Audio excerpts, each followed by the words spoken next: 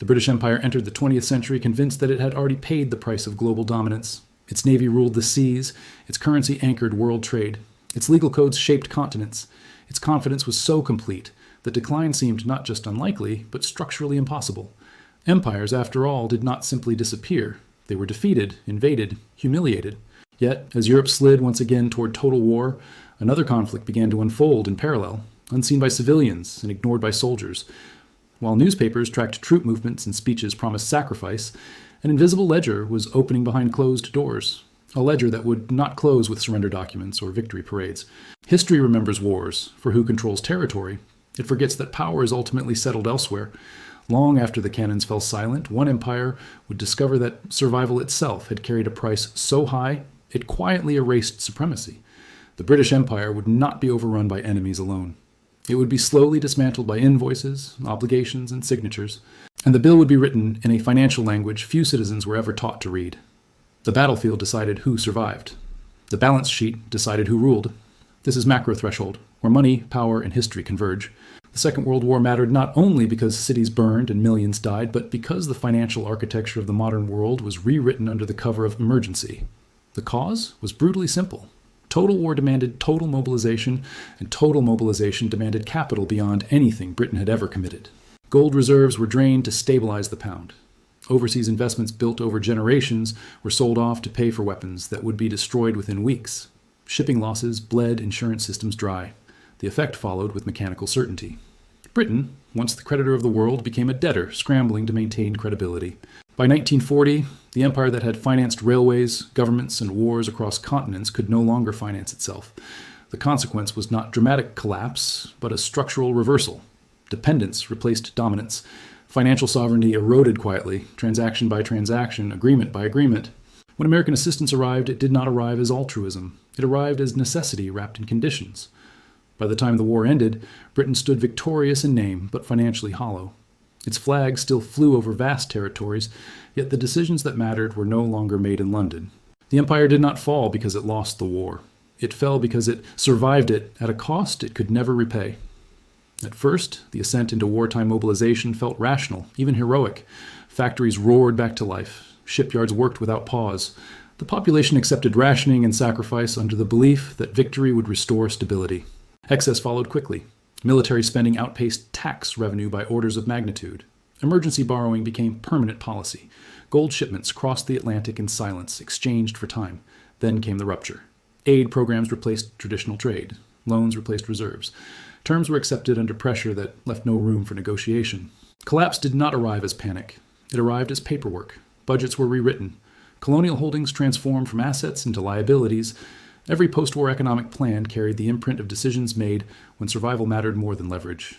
Even decades later, the echoes persisted, embedded in exchange rates, trade imbalances, and geopolitical hierarchy. Victory preserved the state, but the future of empire had already been spent. The human cost of this transition was not measured in headlines. It was measured in retrenchment. Welfare systems expanded as imperial revenues shrank. Reconstruction at home competed with obligations abroad. Political promises outpaced fiscal reality. Each year after the war, Britain appeared stable on the surface while adjusting downward beneath it. Influence narrowed, autonomy thinned. The empire did not collapse in a single moment. It dissolved through routine decisions made under constraints no voter had approved and no soldier had fought for. The price of war was no longer paid in blood alone. It was paid in diminished control over destiny. The structure was not unique. It had appeared before, and it would appear again. After the First World War, another European power emerged technically victorious, yet financially exhausted, forced to surrender economic independence through debt mechanisms it barely recognized at the time. Reparations, stabilization loans, and foreign oversight replaced autonomy, even as flags and borders remained intact. El patrón no cambia, solo cambia el nombre del imperio. In the interwar years, a continental giant attempted to preserve relevance through monetary maneuvering and borrowing, mistaking liquidity for strength, only to discover that power without solvency is theater. El patrón no cambia, solo cambia el nombre del imperio. Decades later, a global superpower would extend itself across continents, confident that military supremacy guaranteed permanence, unaware that the true limits were being set not by enemies, but by compounding obligations embedded in its own financial system. El patrón no cambia, solo cambia el nombre del imperio. What appears as decline is often accounting catching up with ambition. What appears as generosity is often delayed enforcement. What appears as victory can conceal the most expensive defeat of all. Empires rarely recognize the moment they trade control for continuity because the exchange feels necessary. By the time the cost becomes visible, the transaction is irreversible. The moment of revelation never announces itself with alarms. It arrives after the danger feels contained, after victory convinces societies that the worst is over. That is when the true mechanism becomes visible. The British Empire did not lose its empire on the beaches of Normandy, nor in the skies over London, nor in the jungles of Asia. It lost it in negotiations framed as lifelines, in emergency financial agreements signed when collapse felt closer than defeat. The revelation is uncomfortable precisely because it contradicts the heroic narrative. The United States did not dismantle the British Empire through force of arms. It replaced it through finance. And that replacement was neither accidental nor temporary. It was structural, contractual, and irreversible. The war did not merely weaken Britain. It shifted the axis of global power by transferring monetary authority, credit dominance, and institutional control. The empire did not collapse in ruins. It was absorbed into a new order where power flowed through balance sheets rather than flags. The moment Britain accepted survival on American financial terms, the old hierarchy ended, quietly, permanently. Once that threshold was crossed, the present world began to take its familiar shape. The postwar era was not simply reconstruction after devastation. It was a reorganization of power around a new financial core. Global trade aligned itself around a currency Britain no longer controlled. International institutions emerged that formalized rules written by creditors rather than battlefield victors. Monetary stability, development funding, and emergency liquidity were no longer neutral tools. They were instruments of influence embedded in architecture designed during Britain's moment of vulnerability. The empire's role shifted decisively, from architect to participant, from rulemaker to rule-taker, from issuer of global trust to manager of decline. And this transformation did not remain a historical anomaly. It became the template. We live inside that template now. The same logic governs modern alliances, bailouts, rescue packages, and crisis responses. Military power still commands attention, but it is no longer decisive on its own. Financial position determines freedom of action long before conflict begins. Nations that appear sovereign often operate within constraints invisible to their populations. Policy debates presented as choices are frequently reactions to obligations already locked into place. Governments speak the language of autonomy while managing realities of dependence. The system does not require conquest to exert control. It requires consent obtained under pressure, framed as necessity, justified as stability. This is why the story does not belong to Britain alone. It belongs to every society that confuses endurance with independence.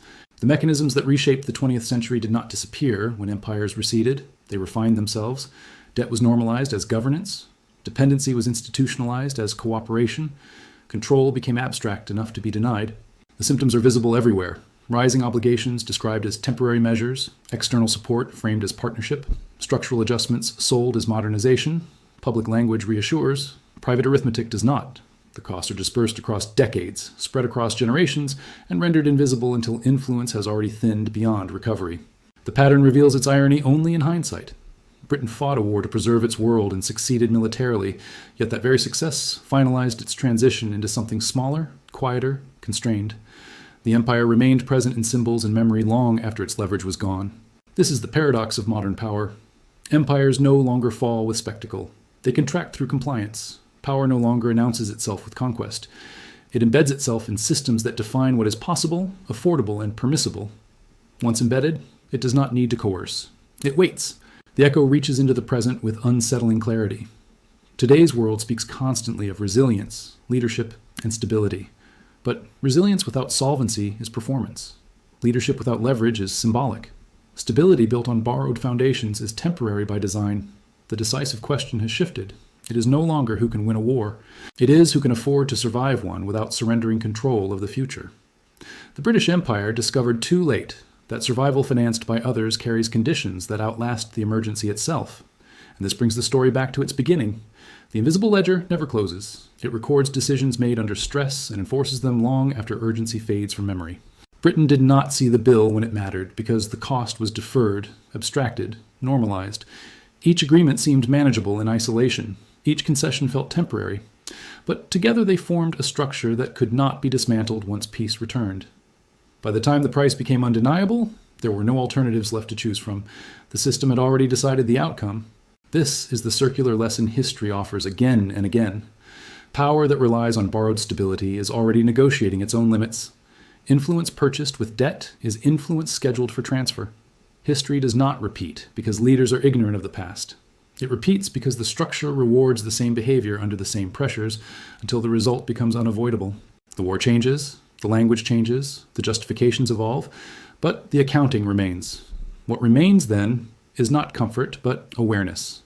Awareness that systems decide outcomes long before narratives adjust. Awareness that survival can be more expensive than defeat. Awareness that the most decisive transfers of power rarely resemble violence. They resemble assistance, they arrive as relief, they feel like rescue.